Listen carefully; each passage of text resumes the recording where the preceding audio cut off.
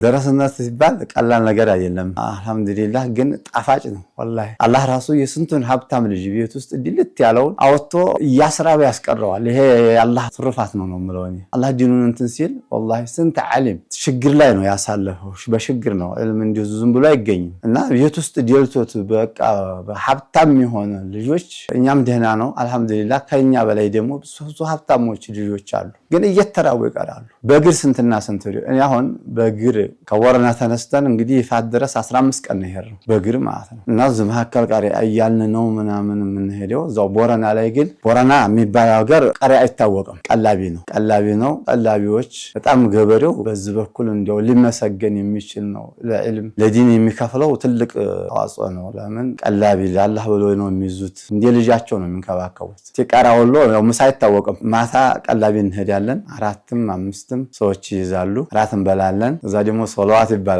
ሶላዋት ታላክ እንግዲህ ቃልችነት አይታወቅም። ገና ቁርአንን ብቀራ ካትበን ያችን ሶላዋት ይወዳሉ ሰው አብዛኛው ሶላ አልহামዱሊላህ። አሁን ግን በተለይ ከነ ድምጣችን ይሰማ ከዛ በኋላ አልহামዱሊላህ ወላሂ ወንድ ሴቱ ሶላት ይሰገደ ነው። ከዛ በስተፊት ግን ሙስሊም ነው። አሁን ወሎ ብታው አብዛኛው ክርስቲያን ትንሽ ነው ያለው። አሁን ቦረና የሚባል ሀገር ስንት ወረዳዎች ሙስሊም ነው ጠቅላላ። አውራህ አለ ያው እንግዲህ ያችን ምሳ ትንሽ ቁርስ ቡና ቁርስ ወይ ቀመስ አድርገን ቀን ይረባል። ቆሎ ምናምን ያን አሁን አንዳንድ እንግዲህ ይሄ ጉዝጓዝ ውስጥ ቆሎ ሲቆላ ይበታተናል በብረቱ ማለት ያን እየጫሩን ምን በላል በጊዜ አልፏል ማለት ነው።